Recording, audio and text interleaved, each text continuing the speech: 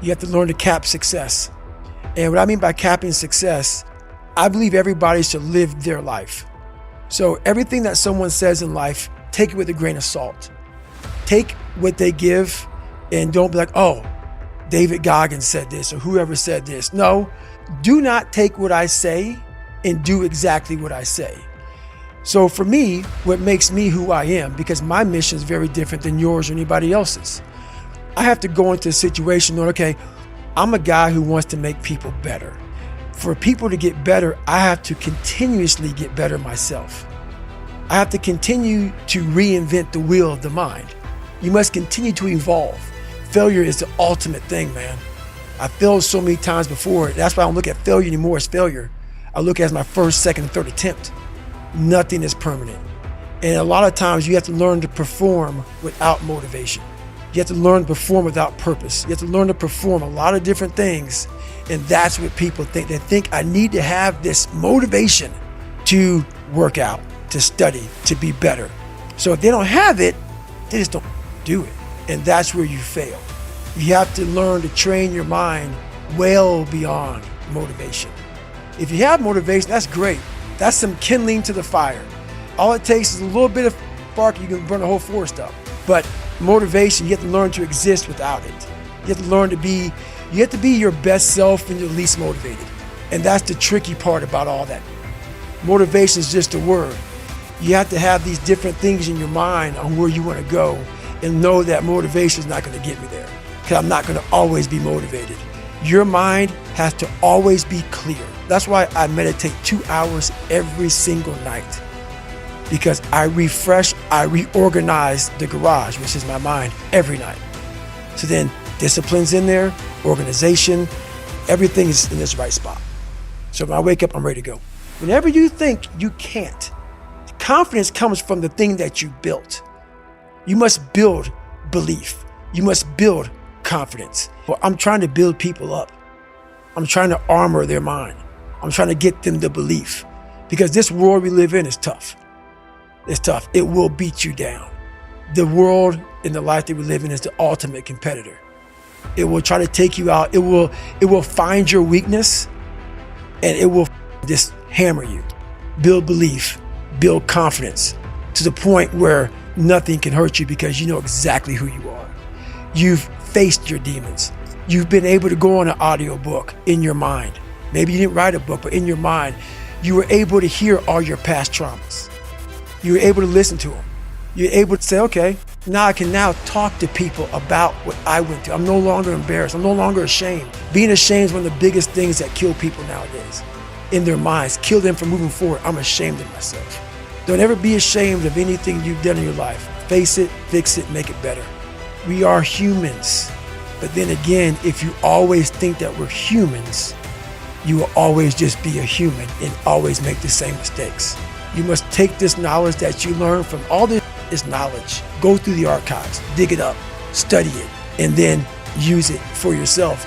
So, you go out there, you grind, you're alone. I figured out a way to kind of challenge your mind, channel it and challenge it at the same time. And I figured out a way to kind of just have an indestructible toolbox in your mind. It's just a gift to say, look, man, I'm vulnerable. I'm very, very human. I'm not God's gift. I'm not Superman. I'm not Batman. I'm not even Robin. But I did figure out some things along my journey. So if I kept myself introverted and closed in, no one would ever, that big, hard, tough guy over there, man, he's just some superhuman, and they put a title on me. This way, I have to break myself down, let people know that anyone can be who they want to be. I had a starting point, and the starting point was this very scared, immature, fragile kid. But through figuring out this fragile kid, I found out, through all this muck and this can come out the other end. Person that has 4,030 pull-ups, who runs miles and miles and miles at a time.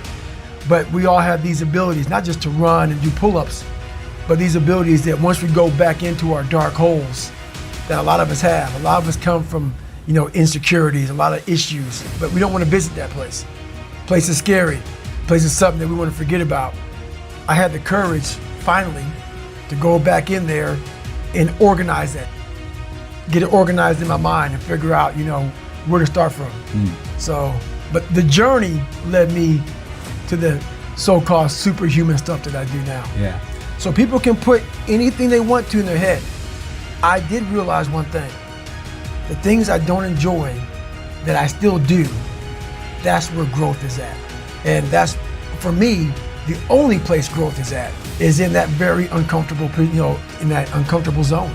I'm not saying do that, but that's something I did today. Once my mind said, let's not do this today. I said, well, since my mind went there, I redirected it and said, just for having that weak thought, we're gonna be on here for a while. I want my mind to know who's in charge.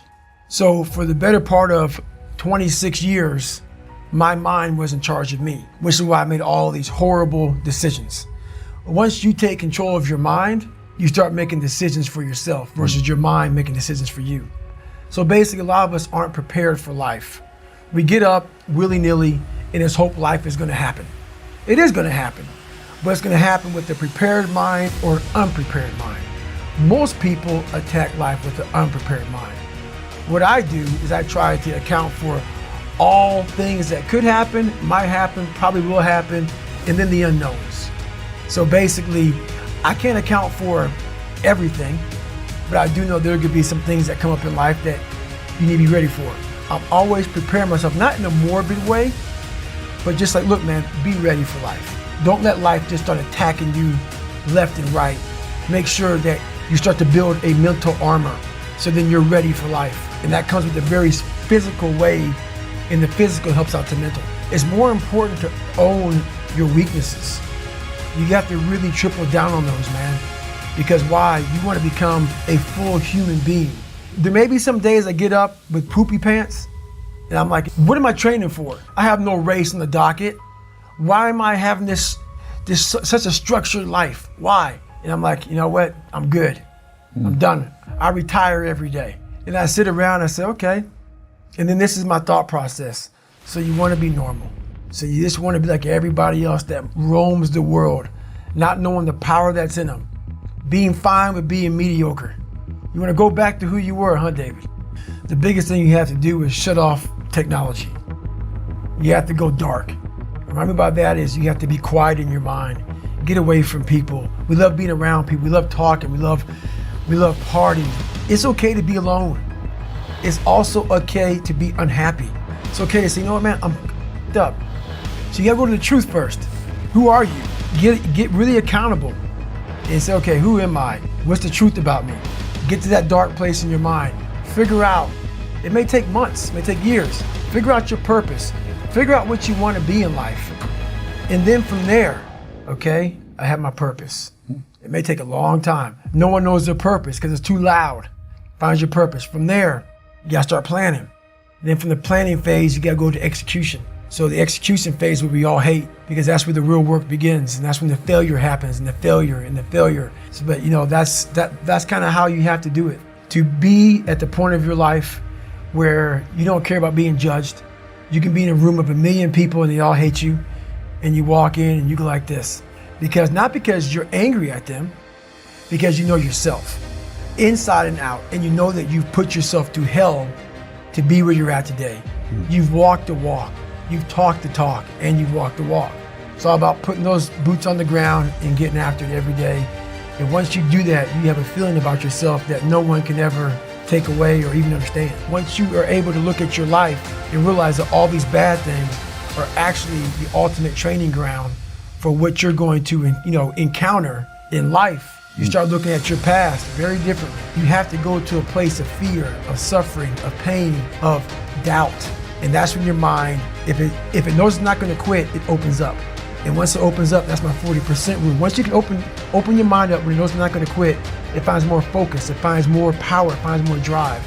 And that's what you find in those moments. But without those moments, you don't know what you're capable of, because you're living a very structured life without risk. So for me, failure is something that you should be afraid of. But that's why you should go out there and challenge yourself to fail.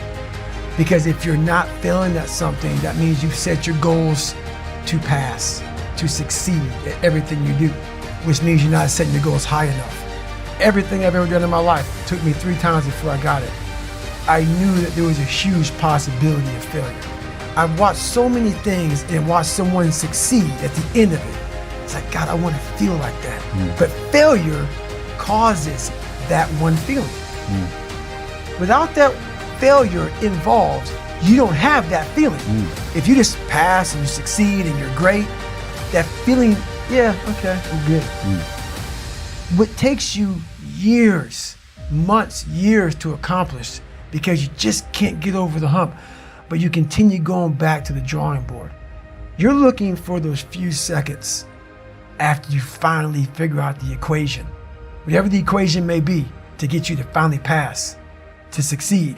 I live for that feeling. I realized once I was talking to myself the right way and all this wasn't in my mind, wow, I went from this piece of kid who thought he was dumb, not successful, insecure, who stuttered when I first saw somebody, to a person who can now do all these things just because I now control my own mind. And I don't care. When you get to the point where you really don't care, you become very, very dangerous. You want to be in control of your mind. Emotional people, they're wrecked. That emotion controls your everything you do. And what emotional people do is focus on what they don't have. Emotion makes them focus on everything negative. Pity party, woe is me, this didn't happen. So your mind loves that. People love to complain about everything. So when you're sitting there, you may spend weeks, months, years about the same thing. So what have you done? Nothing. There's no solution to that. But most of us live there. Oh, this other guy got the pay raise, the other guy got this, the other guy got that. And we live in this emotional state of, woe is me. Nothing gets accomplished. Nothing gets accomplished.